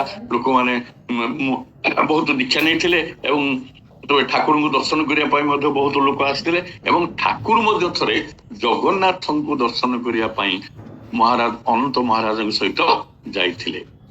ଅନନ୍ତ ମହାରାଜଙ୍କ ସହିତ ଯାଇଥିଲେ ପ୍ରଭୁ ଜଗନ୍ନାଥଙ୍କୁ ସେଇଠି ଦର୍ଶନ ହେଲା ଯେ ସେଇଠି ଏକତ୍ର ମିଳନ ହେଲା ଦାରୁ ବିଗ୍ରହ ଦାରୁ ବ୍ରହ୍ମ ପୁରୁଷୋତ୍ତମଙ୍କର ସହିତ ରକ୍ତ ମାଂସ ସଂକୁଳ ପୁରୁଷୋତ୍ତମଙ୍କର ମିଳନ ହେଲା। ଏ ଅପୂର୍ବ ମିଳନ ଧନ୍ୟ ପଣ୍ଡା ମାନେ ଅଭ୍ୟର୍ଥନା କଲେ ବହୁ ଅଭ୍ୟର୍ଥନା କଲେ ଠାକୁରଙ୍କୁ। ତେଣୁ ସେ ସମସ୍ତେ ଖୁସି ଉନ୍ମୁକ୍ତ ହେଇଗଲେ ଉଦ୍ଧତ ହେଇଗଲେ। ବହୁ ସେବକ ସେବାୟତ ମାନେ ଆସନ୍ତି ଏବଂ ଠାକୁରଙ୍କୁ ମଧ୍ୟ ନା ଦର୍ଶନ କରନ୍ତି ମଧ୍ୟ ଠାକୁରଙ୍କୁ ଏବଂ ବର୍ଦ୍ଦା ତା ଛଡା ଇଷ୍ଟ ପରିବାର ସମସ୍ତଙ୍କୁ ଦର୍ଶନ କରନ୍ତି। ତେବେ କଥା ହଉଛି ଏଇ ଯୋଉ ମତ ହେଲା ଏ ଉଦ୍ଦେଶ୍ୟଟାକୁ ସ୍ମୃତିଟା କେବଳ ପୁରୀରେ ନୁହଁ ସମଗ୍ର ଓଡ଼ିଶାରେ ପୂଜ୍ୟପ ଦାଦା ତ କହିଲେ ଜାତୀୟ ଦିବସ ଏଟା ଗୋଟେ ଜାତୀୟ ଦିବସ ଜାତୀୟ ପାଳନ କରାଯିବ। ତେଣୁ ଆଜି ପର୍ଯ୍ୟନ୍ତ ନୁହଁ ଯେତେ ଦିନ ପର୍ଯ୍ୟନ୍ତ ପୁରୁଷୋତ୍ତମଙ୍କ ଲୀଳା ଗାନ କରାଯାଉଥିବ ସେତେ ଦିନ ପର୍ଯ୍ୟନ୍ତ ଏଇ ଉତ୍ସବ ପାଳନ କରାଯାଉଥିବ। ଆଉ ସେ ହଉଛନ୍ତି ଭକ୍ତ ସେ କେତେ ଭକ୍ତ ଶ୍ରେଷ୍ଠ କେତେ ଶ୍ରେଷ୍ଠ ତାଙ୍କ ସତ୍ସଙ୍ଗର ସ୍ୱର୍ଣ୍ଣାକ୍ଷରେ ତାଙ୍କ ନାଁ ଲିପିବଦ୍ଧ ହେଇ ରହିବ କାରଣ ସେ ପୁରୁଷୋତ୍ତମକୁ ଆଣିଥିଲେ ଓଡ଼ିଶାକୁ ଓଡ଼ିଶା ଭୂଇଁକୁ। କି ଭକ୍ତ ମାନେ ପ୍ରଭାବତୀ ଦେବୀ ମୁଁ ପଢିଥିଲି ଗୋଟେ ପ୍ରୀତି ପ୍ରସନ୍ନ ଭଟ୍ଟାଚାର୍ଯ୍ୟ କେଷ୍ଟଦାଙ୍କର ମଝିଆ ପୁଅ ବୋଧେ ପ୍ରୀତି ପ୍ରସନ୍ନ ଭଟ୍ଟାଚାର୍ଯ୍ୟ ଗୋଟେ ଲେଖା ଲେଖିଥିଲେ କହିଲେ ପ୍ରଭାବତୀ ଜାନକୀନାଥ ବୋଷ ପ୍ରଭାବତୀ ଦେବୀ ଏଭଳି ଭକ୍ତ ଥିଲେ ମାନେ ପ୍ରଭାବତୀ ଦେବୀ ଯେତେବେଳେ ଯାଆନ୍ତି ଆଶ୍ରମ ହିମାୟତପୁରରେ ସେତେବେଳେ ସବୁ ବିଭିନ୍ନ ପ୍ରକାର କର୍ମକାଣ୍ଡ ଆରମ୍ଭ ହେଇଗଲାଣି। ମାତା ପ୍ରଭାବତୀ ଦେବୀ ନିଜେ ଇଟା ବୋହିଛନ୍ତି ଆଶ୍ରମ କନଷ୍ଟ୍ରକ୍ସନ କାମରେ ମାତା ପ୍ରଭାବତୀ ଦେବୀ ନିଜେ ଇଟା ବୋହିଛନ୍ତି କାରଣ ଗୁରୁଙ୍କର କାମ କଲେ ଇଷ୍ଟଙ୍କର କାମ କଲେ କୋଉ ପୁଣ୍ୟ ଫଳ ମିଳେ ସେ କଥା ସେ ଜାଣିଛନ୍ତି। କର୍ମଯୋଗ୍ୟ ପୁରୁଷୋତ୍ତମ କର୍ମଯୋଗ୍ୟ ତାଙ୍କର କର୍ମ କଲେ ଏକ ଯଜ୍ଞର ପୁଣ୍ୟ ଫଳ ମିଳେ। ତେଣୁ ସିଏ ନିଜେ ବି ଇଟା ବୋହିছে। ତେଣୁ କୋଉ ସମାନ ଲୋକ କୋଉ ସ୍ତର ଲୋକ ଆଜି ତ ଆମେ ଆମେ ଆଜାଦ ଭକ୍ତ ଶିଷ୍ୟ ହେଇଛନ୍ତି। ଆମେ ପ୍ରକୃତରେ ଅତୀତର କଥାକୁ ଫେରି ଚାଲନ୍ତୁ ଏ ଗୁରୁ ଶିଷ୍ୟ ପରମ୍ପରା ଯାହା ଥିଲା ଏ ଶିଷ୍ୟ ପରମ୍ପରା ଆମେ ସେଭଳି ଶିଷ୍ୟ ହେଇନାହୁଁ। ଶିଷ୍ୟମାନଙ୍କର କର୍ତ୍ତବ୍ୟ ଗୁରୁଙ୍କର ଅଭାବକୁ ପରିପୂରଣ କରିବେ। ସେ ଭିକ୍ଷା କରି ହଉ ଜଙ୍ଗଲକୁ ଯାଉ ସେ ଯେକୌଣସି କାମ କରୁ ସେ କରିକି ଗୁରୁଙ୍କର ଅଭାବକୁ ଚାହିଦାକୁ ପୂରଣ କରିବେ। ତେଣୁ ତା ନାଁ ଥିଲା ଆଶ୍ରମ ଆସିବ ଶ୍ରମ କରିବ କରି ଗୁରୁ ବା ଆଚାର୍ଯ୍ୟଙ୍କୁ ତୃପ୍ତ କରିବା ଏ ହଉଛି ଶିଷ୍ୟ ମାନଙ୍କର ପ୍ରଧାନ କର୍ତ୍ତବ୍ୟ। ତେଣୁ ଆମମାନେ କଣ ଆମମାନେ ଯୋଉ ଆଜିକାଲି ଯାଉଛୁ ଆମର କିନ୍ତୁ ଭଲ କି ରହିବୁ କୋଉଠି ଆଗ ରହିବା ବ୍ୟବସ୍ଥା ଆଗ ଭଲ ରହିବା ବ୍ୟବସ୍ଥା ଖାଇବା ରହିବା ଏଇ ବ୍ୟବସ୍ଥାଟା ଆମର ଚିନ୍ତା ଯିବା ବୁଲିବା ଆଶ୍ରମରେ ବୁଲାବୁଲି କରିବା ପଳେଇ ଆସିବା। ଯାହା ଦୟାକରି ସେ ଆମକୁ ଏ ସୁଯୋଗ ଦେଇଛନ୍ତି ଆମେ ସେୟା କହୁଛନ୍ତି ଆମେ ଅତି ଆଜାଦ କାହିଁକିନା ସେ ପ୍ରକାର ଶିଷ୍ୟ ଆମେ ହେଇପାରିବୁନି। ଠାକୁର ଯୋଉ ଚାହିଁଛନ୍ତି ଅରୁଣ ଉପମନ୍ୟୁ ଭଳି ଶିଷ୍ୟ ସେଭଳି ଶିଷ୍ୟ ଆମେ ହେଇପାରିନୁ। ଆଉ ଗୁରୁଙ୍କ ପ୍ରତି ଟାଣ ଭଲ ପାଇବାଟା ଆସିବ କେମିତି ବା ଆମେ ଦେବତୁଲ୍ୟ ମଣିଷଟେ ତାଙ୍କର ମନୋମାଫିକ ମଣିଷଟେ ଆମେ ହବୁ କେମିତି? ଆମେ ତ ଅନବରତ ଗୁରୁ ଚିନ୍ତାରେ ରହିଲୁନି ଗୁରୁ କର୍ମରେ ଲାଗି ରହିଲୁନି ତାଙ୍କର ଅଭାବ ପୂରଣ ଗୁରୁ କଣ ଚାହୁଁଛନ୍ତି ଏଇ ଚାହିଦାଟାକୁ ଆମେ ପୂରଣ କରିବା ଲାଗି ପଡିଲୁନି। ଆଜି ଯାହା ସର୍ବଭାରତୀୟ ରୀତିକ ସମ୍ମିଳନୀରେ କହୁଥିଲେ ଯୋଉମାନେ ଯାଇଥିଲେ ମୁଁ ତ ଯାଇପାରିନି। ଦୀକ୍ଷା କଥା ଚାହିଦା ମଧ୍ୟ ବହୁତ ସଂଖ୍ୟା ଦୀକ୍ଷିତଙ୍କ ସଂଖ୍ୟା କମି ଯାଇଛି। ପୁରୁଷୋତ୍ତମଙ୍କ ସହିତ ଯୋଡି ହେବେ ଯେ ତାଙ୍କୁ ଯୁକ୍ତ କରିବେ ତାଙ୍କ ସହିତ ଈଶ୍ୱର ଭଗବାନଙ୍କ ସହିତ ମଣିଷକୁ ଯୁକ୍ତ କରିବା ଏ କାମ ଆମେ କରିପାରିଲୁ ନାହିଁ ଏବଂ ତାଙ୍କ ମନ ଖୁସି କରିପାରିଲୁ ନାହିଁ। ବହୁ ଦୀକ୍ଷା ସଂଖ୍ୟା କମି ଯାଇଛି। ତେଣୁ ଆଚାର୍ଯ୍ୟ ଦେବ ଏ କଥା କହୁଥିଲେ, ମୁଁ ଯାହା ଶୁଣିଥିଲି। ତେଣୁ ତାଙ୍କ ମନରେ ଅନୁତାପ କରିବା ପାଇଁ ତାଙ୍କୁ ଖୁସି କରିବା ହଉଛି ଆମର କାମ। ସେ ଯୋଉଟାରେ ଖୁସି ହେବେ, ସେ ଚାହୁଁଛନ୍ତି ଡିପି ୱାର୍କର ଖୁସି ହେବେ, ଆମେ ଡିପି ୱାର୍କ କରିବା। ସେ ଚାହୁଁଛନ୍ତି ଦୀକ୍ଷା ଖୁସି ହେବେ, ଆମେ ଦୀକ୍ଷା କରିବା। ସେତେବେଳେ ଚିନ୍ତା କରନ୍ତୁ ଯେ ସୁଭାଷ ବୋଷ ଏଇ ସୁଭାଷ ବୋଷ ବି ଦିନେ ଯାଇଥିଲେ ଆଶ୍ରମ ଏବଂ ସେ ଯୋଉ ମନ୍ତବ୍ୟ ଦେଇଥିଲେ ଠାକୁରଙ୍କ ସମ୍ବନ୍ଧରେ, ମା ପିତାମାତାଙ୍କର ଗୁରୁ ହିସାବରେ ତାଙ୍କର ବହୁତ ଅନୁରାଗ ଭକ୍ତି ଥିଲା ଏବଂ ଠାକୁରଙ୍କୁ ଦର୍ଶନ କରିବା ପାଇଁ 2-3 ଥର ଯାଇଥିଲେ, କରିପାରିନାହାନ୍ତି, 2-3 ଥର ଯାଇଥିଲେ। କିନ୍ତୁ ସେ ଯୋଉ ଅନୁଭବର କଥା କହିଛନ୍ତି, ଯୋଉ ଆଶ୍ରମବାସୀ ମାନଙ୍କୁ ଡାକିକି କହିଛନ୍ତି, ଆପଣ ମାନେ ଏଠି ଯୋଉ ଆଶ୍ରମିକ ଜୀବନ ଯାପନ କରୁଛନ୍ତି ତାହା ବିଶ୍ୱର ଏକ ଉଦାହରଣ ହେଇ ରହିଯିବ। କାରଣ ଆଶ୍ରମ ବୋଇଲେ ଆମେ ବୁଝୁ କିଛି ଗୃହ ତ୍ୟାଗୀ ସଂସାରୀ ତ୍ୟାଗୀଙ୍କ ଆଶ୍ରୟସ୍ଥଳ। ଆଶ୍ରମ ବୋଇଲେ ଆମେ ବୁଝୁ କିଛି ଗୃହ ତ୍ୟାଗୀ ସଂସାରୀ ତ୍ୟାଗୀଙ୍କ ଆଶ୍ରୟସ୍ଥଳ। କିନ୍ତୁ ଆପଣ ମାନେ ଏଇ ଯେ ଘର ସଂସାର ସବୁ ପିଲା ଛୁଆ ପରିବାର ଏସବୁ ନେଇ ଆଶ୍ରମିକ ଜୀବନ ଯାପନ କରୁଛନ୍ତି, ଏଭଳି ଯଦି କରି ଚାଲନ୍ତି ତାହେଲେ ଆପଣ ବିଶ୍ୱରେ ଏକ ଦୃଷ୍ଟାନ୍ତ ଉଦାହରଣ ହେଇ ରହିଯିବେ। କାରଣ ଆଶ୍ରମ ଧାରଣା ଲୋକମାନଙ୍କ ମନରୁ ବଦଳିଯିବ। ଏ ସଂସାର ଭିତରେ ଥାଇ, ପାରିବାରିକ ଜୀବନ ଭିତରେ ଥାଇ ଆଶ୍ରମିକ ଜୀବନ ଯାପନ ମଧ୍ୟ କରାଯାଏ। ସୁଭାଷ ବୋଷ ଏଇ ମନ୍ତବ୍ୟଟା ମଧ୍ୟ ଦେଇଥିଲେ, କାରଣ ତାଙ୍କର ଧାରଣାଟା ଅଲଗା ଥିଲା। ତେବେ ଯାହା ହଉ, ତେଣୁ ସେ ସମୟରେ ଖାଲି ସେ ସମୟରେ ଆମର ଥିଲେ ଦେଶବନ୍ଧୁ ଚିତ୍ତରଞ୍ଜନ ଦାସ, ମହାତ୍ମା ଗାନ୍ଧୀ, ବହୁ ବଡ଼ ବଡ଼ ନେତା ଆସିଛନ୍ତି, ବହୁ ବଡ଼ ନେତା ଆସିଛନ୍ତି ଏବଂ ସେମାନେ ମଧ୍ୟ ଦେଖିକି ଆଶ୍ରମ ବୁଲି ପରିସର ବୁଲି ଏବଂ ଠାକୁରଙ୍କ ସହିତ ସାକ୍ଷାତ କରି ଧନ୍ୟ ହେଇଛନ୍ତି, ସାର୍ଥକ ହେଇଛନ୍ତି। ଦେଶବନ୍ଧୁ ଚିତ୍ତରଞ୍ଜନଙ୍କୁ ଯେତେବେଳେ ମାତା ମନମୋହିନୀ ଦେବୀ ଦୀକ୍ଷା ଦେଲେ, ନା ଦୀକ୍ଷା ଦେବା କଥା ଶୁଣିଲେ ଯେ ଦେଶବନ୍ଧୁ କହିଲେ ଆପଣ ମାନେ ହଉଛନ୍ତି ବଡ଼ ବଡ଼ ମଣିଷ, ସମସ୍ତେ ଚାହାନ୍ତି, ଆପଣ ମାନେ ଚାହାନ୍ତି ଯେ ବଡ଼ ବଡ଼ ମଣିଷ ମାନେ ସବୁବେଳେ ଭାବନ୍ତି ଆମେ ଆସିକି ଆମେ ଧନ୍ୟ କରୁ ତାଙ୍କୁ, ହେଇକି ତାଙ୍କୁ ଧନ୍ୟ କରିଦେଲୁ। ସେ ଦେଶବନ୍ଧୁ ଚିତ୍ତରଞ୍ଜନ ଦାସଙ୍କର ମନ୍ତବ୍ୟ ଏଇଭଳି ଥିଲା ମାଙ୍କ ପାଖରେ,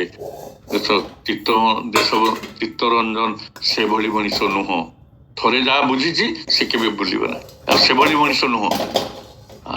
ଯାହା ହଉ ସେ ଅନୁସରଣ କଲେ ଏବଂ ତାଙ୍କରି ଚେଷ୍ଟାରେ ମଧ୍ୟ ମହାତ୍ମା ଗାନ୍ଧୀ ଆସିଥିଲେ ଏବଂ ମହାତ୍ମା ଗାନ୍ଧୀ ଆସିଥିଲା ବେଳେ ଠାକୁରଙ୍କର କୃତଜ୍ଞତା କେମିତି ଦେଖନ୍ତୁ ଯେ ସେତେବେଳେ ଠାକୁରଙ୍କ ବିରୁଦ୍ଧରେ ବହୁ ଷଡ଼ଯନ୍ତ୍ର ତାଙ୍କ ବିରୁଦ୍ଧରେ ସତ୍ସଙ୍ଗ ବିପକ୍ଷରେ ବହୁ କଥା ଲୋକମାନଙ୍କର ବିଭିନ୍ନ କଥା କୁହା ଚାଲିଥିଲା। ଗାନ୍ଧୀଜୀ ଏକଥା ମଧ୍ୟ ଶୁଣିଥିଲେ। ଶୁଣିଲା ପରେ ତାଙ୍କର ଇଚ୍ଛା ହେଲା ମୁଁ ଏଣେ ଦେଶବନ୍ଧୁ ଚିତ୍ତରଞ୍ଜନ ଗାନ୍ଧୀଜୀଙ୍କର ପ୍ରଶଂସା କରୁଛନ୍ତି, ନା ଠାକୁରଙ୍କର ପ୍ରଶଂସା କରୁଛନ୍ତି, ଯେ ଠାକୁର ଆଶ୍ରମର ପ୍ରଶଂସା କରୁଛନ୍ତି, ସତ୍ସଙ୍ଗର ପ୍ରଶଂସା କରୁଛନ୍ତି, କିନ୍ତୁ ସିଏ ବିରୋଧୀ କଥା ଶୁଣୁଛନ୍ତି। ତେଣୁ କହିଲେ ମୁଁ ନିଜେ ଯାଇ ଥରେ ଦର୍ଶନ କରିବି। ଯେତେବେଳେ ଆସିଲେ ଠାକୁରଙ୍କୁ ଦର୍ଶନ କଲା ସାରିଲା ପରେ ତାଙ୍କର ମନ୍ତବ୍ୟ ଥିଲା ଗାନ୍ଧୀଜୀଙ୍କର ଯେ ଏଭଳି ମଣିଷଙ୍କ ବିରୁଦ୍ଧରେ ମଣିଷ ମଧ୍ୟ ମନ୍ତବ୍ୟ ଦେଇପାରନ୍ତି, ଏଭଳି ମଣିଷଙ୍କ ବିରୁଦ୍ଧରେ ମଧ୍ୟ ମଣିଷ ମନ୍ତବ୍ୟ ଦେଇପାରନ୍ତି। ଠାକୁର କହିଲେ ସେମାନେ ମୋ ବିରୁଦ୍ଧରେ ମନ୍ତବ୍ୟ ଦେଇ ମୋର ବହୁତ ଉପକାର କରିଛନ୍ତି, କାରଣ ସେମାନେ ଯଦି ମୋ ବିରୁଦ୍ଧରେ କିଛି କହିନଥାନ୍ତେ, ମୋ ବିଷୟରେ କିଛି କହିନଥାନ୍ତେ, ଆପଣଙ୍କର ପାଦ କଣ ଆମ ପାଖରେ ପଡିଥାନ୍ତା? ଚିନ୍ତା କରନ୍ତୁ, କୃତଜ୍ଞତା ମାନେ ଶତ୍ରୁ ମଧ୍ୟ ମିତ୍ର ହେଇଯିବ, ଶତ୍ରୁକୁ ମଧ୍ୟ ସେ ମିତ୍ର ଭଳି, ଏମିତି ଅନେକ ଉଦାହରଣ ଅଛି, ଶତ୍ରୁକୁ ମଧ୍ୟ ସେ ମିତ୍ର କରିଦେଇଛନ୍ତି। ତେଣୁ ତାଙ୍କର ଲୀଳା ହଉଛି ଅନନ୍ତ, ତାଙ୍କ ଲୀଳା ହଉଛି ଅସୀମ। ଓଡ଼ିଶାବାସୀଙ୍କ ପ୍ରତି ତାଙ୍କର ଦୟା ଅପୂର୍ବ। ଧନ୍ୟ ଉତ୍କଳ, ଧନ୍ୟ ଓଡ଼ିଶା, ଧନ୍ୟ ପୁରୀ ମାଟି, ଶ୍ରୀକ୍ଷେତ୍ର ମାଟି, ଯୋଉଠି ପରମ ପୁରୁଷ ପୁରୁଷୋତ୍ତମଙ୍କର ଚରଣ ସ୍ପର୍ଶ କରିଛି। ଯୋଉଠିକି ଗଲେ, ସେ ଉତ୍ସବକୁ ଗଲେ ମନରେ ଗୋଟେ ନୂଆ ଝୁଙ୍କ ଆସେ, ମନ ଭିତରେ ଗୋଟେ ନୂଆ ପ୍ରେରଣା ଆସେ, କାରଣ ସେଇ ମାଟିକୁ ଠାକୁର ଆସିଥିଲେ, ଠାକୁର ରହିଥିଲେ ସେଇଠି, ପାଖାପାଖି 1.5 ମାସ ଠାକୁର ରହିଥିଲେ ସେଇଠି। କେତେ ପବିତ୍ର, ଧନ୍ୟ ଆମେ ସବୁ। ଏବଂ ତାପରେ ଶିଶି ବରଦା ମଧ୍ୟ ଓଡ଼ିଶାକୁ ଅତି ଆପଣାର କରିନେଇଥିଲେ, କହିଥିଲେ Odisha is my heart and lungs, ମାନେ ଯେ ଓଡ଼ିଶାକୁ ଏତେ ଆପଣାର କରିନେଲେ, କହିଲେ Odisha is my heart and lungs. ଖାଲି ଠାକୁର କହୁନଥିଲେ, ବଡଦା ମଧ୍ୟ କହୁଥିଲେ। ସେୟା ନୁହେଁ, ସେ କହିଲେ ଯାହା ତାକୁ କାର୍ଯ୍ୟରେ ପରିଣତ କଲେ ସେଇଆ। ଏବଂ ସେ ସବୁଦିନ ପାଇଁ ଓଡିଶା ମାଟିରେ ରହିଗଲେ, ସବୁଦିନ ପାଇଁ ସେଇ ପୁରୀରେ ଶ୍ରୀକ୍ଷେତ୍ରରେ ରହିଗଲେ। ଆଉ ଶ୍ରୀକ୍ଷେତ୍ର ଉତ୍କଳ ଆଗମନୀ ଉତ୍ସବ ସମଗ୍ର ବିଶ୍ୱରେ ସତ୍ସଙ୍ଗରେ ଯେତେ ଯୋଉ ଉତ୍ସବ, ଅନ୍ୟ ଉତ୍ସବ ଛାଡନ୍ତୁ, ସତ୍ସଙ୍ଗରେ ଯୋଉ ଉତ୍ସବ ହଉଛି, ଯୋଉଠି ଯେତେ ହଉଛି, କିନ୍ତୁ ପୁରୀ ଉତ୍କଳ ଆଗମନୀ ଉତ୍ସବର ଏକ ସ୍ୱତନ୍ତ୍ରତା ଅଛି, ଯୋଉ ସ୍ୱତନ୍ତ୍ରତା ଅନ୍ୟ କୋଉଠି ବି ନାହିଁ। କଣ ସ୍ୱତନ୍ତ୍ରତା ଅଛି? ପୁରୀ କି ଆସିଲେ ଲୋକ ଆଗ ସତ୍ସଙ୍ଗ କେନ୍ଦ୍ର ମନ୍ଦିର ବୁଲେ, ସତ୍ସଙ୍ଗ କେନ୍ଦ୍ର ମଧ୍ୟ ସବୁଠି ଲୋକ ବୁଲନ୍ତି। ସେ ପ୍ରଭୁ ଜଗନ୍ନାଥଙ୍କର ଦର୍ଶନ କରନ୍ତି, ଏକ ତୀର୍ଥକ୍ଷେତ୍ର ପ୍ରଭୁ ଜଗନ୍ନାଥଙ୍କୁ ଦର୍ଶନ କରନ୍ତି। ସେ ଦର୍ଶନ ଆଉ କୋଉଠି ମିଳେ ନାହିଁ। ସମୁଦ୍ରକୁ ଉପଭୋଗ କରନ୍ତି, ସମୁଦ୍ର ଉପଭୋଗ ହୁଏତ କିଛି ଜାଗା ଥିବ, କିଛି ଜାଗା ନଥିବ। ଏବଂ ଶ୍ରୀ ଶ୍ରୀ ବଡଦାଙ୍କର ସମାଧି ପୀଠ ମଧ୍ୟ ଦର୍ଶନ କରନ୍ତି। ଏ ସମାଧି ପୀଠ ଆଉ କୋଉଠି ସତ୍ସଙ୍ଗ ଜଗତରେ ନାହିଁ। ପୁରୀରେ ଯାହା ଯାହା ସବୁ ରହିଛି, ହୁଏତ ବିଶ୍ୱରେ କୌଣସି ଜାଗାର ସତ୍ସଙ୍ଗ କେନ୍ଦ୍ରରେ ଏଭଳି ନାହିଁ। ଏବଂ ପୁରୀର ଉତ୍ସବ ମଧ୍ୟ ଭାଇ ସୁନ୍ଦର ଉପଭୋଗ୍ୟ ହୁଏ। ସେତେବେଳେ ବହୁ ପୁରୀ ଉତ୍ସବଟା ବହୁ ଆଡମ୍ବରରେ ହଉଥିଲା, ଅନ୍ତତଃ ରଥଯାତ୍ରା ଭଳି ଲାଗୁଥିଲା ପୁରୀ ଉତ୍ସବ। ଆମେ ଯେତେବେଳେ ନୂଆ ନୂଆ ଦୀକ୍ଷା ନେଇଥିଲୁ, ଲୋକ ସକାଳେ ଯିବା ବେଳୁ ବାଟ ଘାଟେ ଗାଡି ରଖି ଲୋକ ଝାଡା ଯାଉଥିଲେ, ଦାନ୍ତ ଘଷୁଥିଲେ, ଗାଧା ପାଧୁଆ କରି ଯାଉଥିଲେ। ଆଜି ଲୋକ ଆସାମ କମେ ବହୁ ମନ୍ଦିର କେନ୍ଦ୍ର ମନ୍ଦିର ହେଇଯାଇଛି, ବହୁ ଉତ୍ସବ ହଉଛି, ତେଣୁ ହୁଏତ ସେଇ ଯୋଗୁ ଲୋକ ସଂଖ୍ୟା କମୁଛି। କିନ୍ତୁ ଏ ଉତ୍ସବ ଜାତୀୟ ଉତ୍ସବ ହେଇ ରହିବ। ପୂଜ୍ୟପାଦ ଦାଦାଙ୍କର ପାଟିରୁ ବାହାରିଛି ମାନେ ଏ ବାସ୍ତବିକ ଜାତୀୟ ଉତ୍ସବ ହେଇ ରହିବ। ଏ ସମସ୍ତଙ୍କ କ୍ୟାଲେଣ୍ଡରରେ ଏ ଉତ୍ସବ ରହିବ ଏବଂ ସମସ୍ତ ସବୁ ଦିଗରୁ ସବୁଆଡୁ ଲୋକ ଆସିବେ ଏବଂ ଏ ଉତ୍ସବକୁ ଉପଭୋଗ କରିବେ। କାରଣ ସେ ବଡଦାଙ୍କର ସମାଧି ପୀଠ କୋଉଠି ଅଛି? ଆଉ ଏଇ ପୁରୀରେ ଜଗନ୍ନାଥ ମହାପ୍ରଭୁ ଦର୍ଶନ କରିବେ, ସମୁଦ୍ର ଉପଭୋଗ କରିବେ, ସତ୍ସଙ୍ଗ କେନ୍ଦ୍ର ବୁଲିବେ, ଏ ସବୁ ଉପଭୋଗ୍ୟ ଜାଗା ଏ ସ୍ଥାନ ନାହିଁ। ତେଣୁ ବାହାରୁ ବହୁ ଓଡିଶା ଦୂର ଦୂରାନ୍ତରୁ ଓଡିଶା ବାହାରୁ ମଧ୍ୟ ଲୋକ ଆସନ୍ତି। ତେବେ ଯାହା ହଉ ସେ ଉତ୍ସବକୁ ଆମମାନେ 11 ତାରିଖ, ଆସନ୍ତା 11 ତାରିଖ, ଯଦିଓ ବା ଠାକୁର ପହଞ୍ଚିଥିଲେ 2 ତାରିଖ ଦିନ, ଜାନୁଆରୀ 2 ତାରିଖ ଦିନ ପହଞ୍ଚିଥିଲେ। ସମସ୍ତ ଭକ୍ତ ମାନଙ୍କର, ଯୋଉମାନେ ଆସନ୍ତି ଦୂର ଦୂରାନ୍ତର ଭକ୍ତ ମାନଙ୍କର ସୁବିଧାକୁ ଅସୁବିଧାକୁ ଆଖି ଆଗରେ ରଖି ସମସ୍ତଙ୍କର ସୁବିଧା ଭାବରେ ଆସିବେ ଏବଂ ଉତ୍ସବକୁ ଉପଭୋଗ କରିବେ, ୟାକୁ ଆଖି ଆଗରେ ରଖି ସେକେଣ୍ଡ ସଟରଡେର ପର ସଣ୍ଡେଟାକୁ ଉତ୍ସବ ରଖାଯାଇଛି। ସେଇ ଉତ୍ସବ ମଧ୍ୟ ସେଇଭଳି ମଧ୍ୟ ଦୀର୍ଘ ଦିନ ଧରି ଉତ୍ସବ ଚାଲି ରହିଛି। ଏବଂ ଯୋଉମାନେ ଉତ୍ସବ ରହିଛନ୍ତି, ମୁଁ ଦେଖିଛି କିଛି ଉତ୍ସବ ଦିନେ 2-4ଟି ଉତ୍ସବ ମୁଁ ଯାଇଛି ଆଗ ଦିନ ରାତିରୁ, ଏବଂ କିଛି ଅଳ୍ପ ସ୍ୱଳ୍ପ ଦାୟିତ୍ୱ ଜଣେ ଦାୟିତ୍ୱ ନେଲେ ତାଙ୍କୁ ସହଯୋଗ କରେ, ମୁଁ ରହେ। ସେ ଯାଇତେ ଶୀତରେ ଯୋଉମାନେ ଦାୟିତ୍ୱ ନିଅନ୍ତି ବହୁତ ମାନେ ତାଙ୍କର ପରିଶ୍ରମକୁ ତାଙ୍କୁ ଧନ୍ୟବାଦ, ତାଙ୍କୁ କୃତଜ୍ଞତା, ପ୍ରଭୁଙ୍କ ପାଇଁ ତାଙ୍କର ଅବଦାନକୁ ତୁଳନା କରିହେବ ନାହିଁ। ଏବଂ ବଡଦା କହିଲେନି କ୍ଲେଶ ସୁଖ ପ୍ରିୟତା, କ୍ଲେଶ ସୁଖ ପ୍ରିୟତା। ଏଇ କ୍ଲେଶ ସୁଖ ପ୍ରିୟତା କଣ? ଆମେ ଉତ୍ସବକୁ ଉପଭୋଗ କରୁଛୁ, ସୁଖ ପାଉଛୁ, ଆନନ୍ଦ ପାଉଛୁ। କ୍ଲେଶ ସୁଖ ପ୍ରିୟତା, ଏ ଉତ୍ସବର ଆୟୋଜନ 15 ଦିନ କି ମାସେ କି 2 ମାସ ପୂର୍ବରୁ ଯୋଉମାନେ ମୂଳରୁ ଲାଗି ରହିଛନ୍ତି, ସମସ୍ତ କାର୍ଯ୍ୟକୁ ତୁଚ୍ଛ କରି, ସମସ୍ତ ବ୍ୟକ୍ତିଗତ ସୁବିଧା ଅସୁବିଧାକୁ ପଛରେ ପକେଇକି ଏ କାମରେ ବ୍ୟସ୍ତ ରହି ଉତ୍ସବକୁ କୃତକାର୍ଯ୍ୟ ସାଫଲ୍ୟ ମଣ୍ଡିତ କରିଛନ୍ତି, ସମସ୍ତଙ୍କୁ ଉତ୍ସବର ଉପଭୋଗ କରି ଆନନ୍ଦ ଦେବାର ସୁଯୋଗଟା ଦେଇଛନ୍ତି, ସେମାନେ ପ୍ରକୃତରେ କ୍ଲେଶ ସୁଖ ପ୍ରିୟତା। ଆମେ ଖାଲି ସୁଖ ପ୍ରିୟତା, ଆନନ୍ଦ ଉପଭୋଗ କରିବାକୁ ଯାଉଛୁ, ଆନନ୍ଦ ଉପଭୋଗ କଲୁ ଆଇଲୁ। ସେମାନେ କିନ୍ତୁ କ୍ଲେଶ ସହିଛନ୍ତି, ସୁଖ ବି ସହୁଛନ୍ତି। ସେ ଉତ୍ସବଟା ଯେତେବେଳେ ସକ୍ସେସ୍ ହେଇଯାଏ, ତାଙ୍କ ଶାନ୍ତି ଆନନ୍ଦରେ କୁଣ୍ଡ ମୋଟ ହେଇଯାଏ ଯେ ଦୀର୍ଘ ଦିନ ଧରି ଲାଗି ରହିଥିବା ଉତ୍ସବଟା କେତେ ସୁନ୍ଦର ଭାବରେ ହେଇଗଲା। ଯଦି ଠାକୁର ପରିବାର କେହି ଗୁରୁ ପରିବାର ଆସନ୍ତି, ତାର ତ କଥା ସରେ, ଦୁନିଆ ଆଡୁ ଭାରତବର୍ଷର ବିଭିନ୍ନ ଆଡୁ ଲୋକ ମଧ୍ୟ ପଳେଇ ଆସନ୍ତି। ସେଇଟା ହଉଛି କ୍ଲେଶ ସୁଖ ପ୍ରିୟତା। ଆଉ ଯିଏ ଥରେ ଲାଗିଛି, ଆମେ ଅନେକ ସମୟରେ ଭାବୁ ଏଇ ଯୋଉ କାମ କଲା ବେଳେ, ଅନିଷ୍ଟ କର୍ମ କଲା ବେଳେ ଆମେ କେବେ ଆପଣାର ଭାବୁନି ଏଇଟା ମୋ ଉତ୍ସବ, ମୁଁ କରୁଛି, ମୋର ବାପାଙ୍କର ଶ୍ରାଦ୍ଧ ହବ କି ମୋର ଝିଅର ବାହାଘର ହବ, ମୁଁ କଣ ଆଉ କାହାକୁ ଅପେକ୍ଷା କରି ସେ କରିଦେବ ବୋଲି ମୁଁ ଯେମିତି ମୁଁ ନିଜେ ଲାଗି ପଡୁଛି, ସେଭଳି ମୋ ଠାକୁରଙ୍କର ଯେତେବେଳେ ଉତ୍ସବ ହବ ମୁଁ ନିଜସ୍ୱ ସକ୍ରିୟ ଭାବରେ ଲାଗି ପଡିବି। ଉତ୍ସବକୁ ଆଉ ଟାଣି କାଟି ହେଇକି ଅର୍ଘ୍ୟ ଦେବି, ଅର୍ଘ୍ୟ ଯୋଗାଡ଼ କରିବି, କେମିତି ଉତ୍ସବ ସୁନ୍ଦର ଭାବରେ ହବ ତାର ଦାୟିତ୍ୱ ନେବି ବ୍ୟକ୍ତିଗତ ଭାବରେ। ଏଇ ଚିନ୍ତାଟା ସମସ୍ତଙ୍କ ମୁଣ୍ଡରେ ରହିବା ଉଚିତ। এইটা রইলে ସମସ୍ତେ ଆଶୀର୍ବାଦର ପାତ୍ର ହେବେ ଏବଂ ଉତ୍ସବଟାକୁ ଠିକ ଭାବରେ ଉପଭୋଗ କରିପାରିବ। ଆମେ କଣ କରୁ ନା ହଁ ସେମାନେ ଯିଏ ଆରେଞ୍ଜମେଣ୍ଟ କରୁଛନ୍ତି ତ ଆମେ ଯିବା ଉତ୍ସବକୁ ଆଟେଣ୍ଡ କରିବା ଉପଭୋଗ କରିବା ପଳେଇ ଆସିବା। କଣ ସମସ୍ତେ ଉପଭୋଗ କରିବା ପାଇଁ ତ ଦିଆହେଇଛି, କିନ୍ତୁ ଯୋଉମାନେ ଲାଗିବେ ସେଇମାନେ ଧନ୍ୟ ହେବେ। କାରଣ ପୁରୁଷୋତ୍ତମ କର୍ମ ଯଜ୍ଞ କୁହାଯାଇଛି ପରା, ତାଙ୍କର କର୍ମ ଭିତରେ ଗୋଟେ ଯଜ୍ଞର ଫଳ ପୁଣ୍ୟ ଫଳ ମିଳେ। ତାଙ୍କୁ ଦବା ଭିତରେ ଅର୍ଥଟା ପରମାର୍ଥରେ ଖର୍ଚ୍ଚ ହୁଏ। ଆପଣ ଶୁଣୁଛନ୍ତି ପ୍ରଭାବତୀ ଦେବୀ ଜାନକୀନାଥ ବୋଷ କଣ ଥିଲା କୋଟି ସେତେବେଳେ ଲକ୍ଷ ଲକ୍ଷ କୋଟି ଟଙ୍କା ଖର୍ଚ୍ଚ କରିନଥିବେ। ସେ ସମସ୍ତ 250 ଲୋକ ଅନ୍ୟ ଭକ୍ତ ଏ ସମସ୍ତଙ୍କର ଯିବା ଆସିବା ଖର୍ଚ୍ଚ, ସେମାନଙ୍କର ରହିବା ଘର ଭଡ଼ା ନେଇ ସେମାନଙ୍କୁ ରହିବା, ସେମାନଙ୍କର ସମସ୍ତ ଆରେଞ୍ଜମେଣ୍ଟ ବନ୍ଦୋବସ୍ତ କରିବା, ଏସବୁ ଯୋଗାଡ଼ ଯନ୍ତ୍ର ଭିତରେ ତାଙ୍କୁ କେତେ କଷ୍ଟ କରିବାକୁ ପଡ଼ିଥିବ। କାହିଁକି କେତେ କଷ୍ଟ କେତେ ତକଲିଫ, ସେ ନିଜର ଖାଇବା ପିଇବା ଭୁଲି ଯାଇଥିବେ। ଘର ଦ୍ୱାର ଛାଡ଼ି ଆସି ପୁରୀରେ ସମସ୍ତ ଆରେଞ୍ଜମେଣ୍ଟ ସମସ୍ତଙ୍କ ଦାୟିତ୍ୱ, କାହାର ଅସୁବିଧା ହେଇନି ତ, କୋଉ ଭକ୍ତ ଅସୁବିଧା ଭୋଗିନି ତ, ଏ ଆସିଥିଲେ କଣ ଆବଶ୍ୟକ ଥିଲା ତାଙ୍କର। ସେ ବୁଝିଥିଲେ ଏଥିରେ ହଉଛି ଜୀବନ ସାର୍ଥକ୍ୟ ହୁଏ, ଏଥିରେ ଜୀବନ ଧନ୍ୟ ହବ। ଇଏ ହଉଛି ପ୍ରକୃତରେ ପୁଣ୍ୟ ଫଳ, এইটা হচ্ছে প্রকৃত পুণ্য। ଆଉ ଯେତେ ଦିନ ପର୍ଯ୍ୟନ୍ତ ଥିବ ସତ୍ସଙ୍ଗ, ତା ସତ୍ସଙ୍ଗ ଇତିହାସରେ ତାଙ୍କ ନାଁ ସୁନାକ୍ଷର ଲିପିବଦ୍ଧ ହେବ। ଏମିତି ଭକ୍ତ ଥିଲେ ଯିଏକି ଠାକୁରଙ୍କୁ ନେଇ ଆସିଥିଲେ, ସ୍ୱୟଂ ପୁରୁଷୋତ୍ତମଙ୍କୁ ସେ ଆଣିପାରିଥିଲେ ଇଶାକୁ, ଯୋଉଥିପାଇଁ କୋଟି କୋଟି ଲୋକ ଆଜି ସେ ଉତ୍ସବକୁ ଉପଭୋଗ କରୁଛନ୍ତି, ସେ ଉପଭୋଗ କରୁଛନ୍ତି ଆଉ ସେ ସ୍ମୃତିକୁ ଚାରଣ କରୁଛନ୍ତି ହେଲା। ତେଣୁ ସେମାନେ ଧନ୍ୟ ଜୀବନ, ଧନ୍ୟ ସେ ଦମ୍ପତି, ଆଉ ଧନ୍ୟ ତାଙ୍କର ପୁତ୍ର ମଧ୍ୟ। ତାଙ୍କ ନାଁ ମଧ୍ୟ ସୁନାକ୍ଷର ଲିପିବଦ୍ଧ ହେଇଯାଇଛି। ତାଙ୍କ ନାଁ ମଧ୍ୟ ସେ ବିଶ୍ୱରେ ନା ସେମାନେ ସମଗ୍ର ଭାରତବର୍ଷ କାଳେ ସମଗ୍ର ବିଶ୍ୱରେ ନାଁ କରିଛନ୍ତି ସୁଭାଷ ବୋଷ।